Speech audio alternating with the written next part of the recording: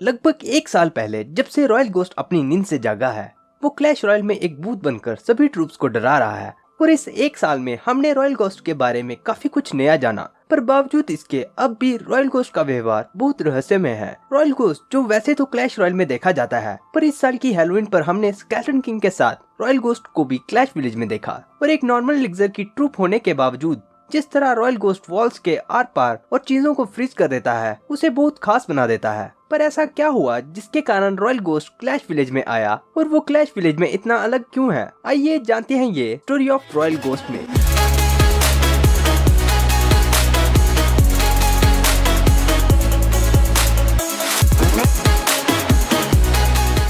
इससे पहले कि मैं आज की कहानी शुरू करूं, अगर आपको ऐसे ही मजेदार कहानियां सुनना पसंद है तो इस चैनल को जरूर सब्सक्राइब करेगा और साथ में नोटिफिकेशन बेल को दबाना मत भूलेगा। और अगर आपको ये कहानी पसंद आए तो इसे अपने दोस्तों के साथ भी जरूर शेयर करेगा। तो चलो शुरू करते हैं। जब से रॉयल घोस्ट क्लैश रॉयल में देखा गया है, वो तब से ट्रूप्स को डराने और शरारत करने के लिए मशहूर है। हॉग राइडर से लेकर किंग तक सभी कभी न कभी उसके शरारत के शिकार बन चुके हैं, और उसके ऐसे व्यवहार के पीछे का कारण किसी को पता नहीं है। पर ऐसा माना जाता है कि वो ये सब अपने मजे के लिए करता है। और रॉयल घोस्ट के इस अजीब से व्यवहार को समझने के लिए एक विज़र्ड रॉयल घोस्ट के ऊपर रिसर्च करने लगा, और अपनी खोज के दौरान वो विज़र्ड ये जानने में सफल रहा था कि रॉयल घोस्ट एक घोस्ट कैसे बना था।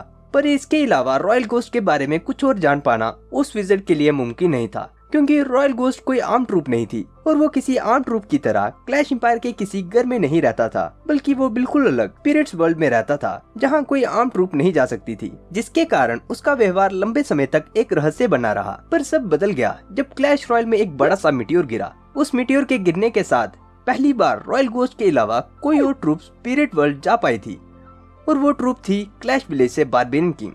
बारबेरियन किंग, जिसे स्पिरिट वर्ल्ड के बारे में नहीं पता था, वो वहाँ पर रॉयल घोस्ट से मिलकर बहुत खुश था। पर जब रॉयल घोस्ट ने उसे बताया कि वो स्पिरिट वर्ल्ड में है, वो और भी ज्यादा खुश हो गया।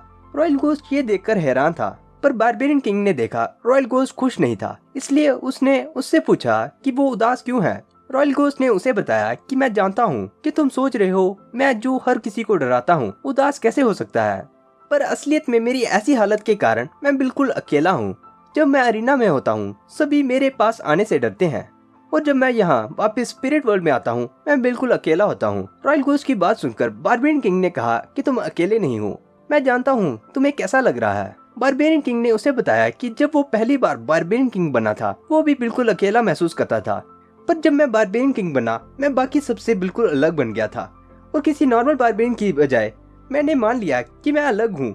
वैसे भी नॉर्मल क्या था, और मैंने अपनी कमजोरी को अपनी ताकत बनाया और सबको दिखाया कि मैं कैसे सबकी मदद कर सकता हूँ। और समय के साथ विलेजर्स और सभी ने देखा कि मैं क्या कर सकता हूँ, और मैं बारबेरियन किंग बन गया। तो अगर मेरे साथ चीजें बदल सकती हैं तो वो तुम्हारे साथ भी बदल सकती हैं। बारबेरियन किंग की बात सुनकर रॉयल घोस्ट की आंखों में एक अलग ही चमक थी, और उसने खुश होकर बारबेरियन किंग से कहा कि मैं तुम्हारी मदद कर सकता हूँ तुम्हें वापस विलेज में भेजने में। पर विलेज में जाने से पहले बारबेरियन किंग ने रॉयल घोस्ट से कहा कि अगर हो सके तो किसी दिन क्लैश विलेज में आना। बारबेरियन किंग की बातों से प्रभावित होकर रॉयल घोस्ट ने फैसला लिया कि वो क्लैश विलेज में जाएगा और अपनी खास एबिलिटी की मदद से विलेजर्स की मदद करेगा लड़ाई जीतने में।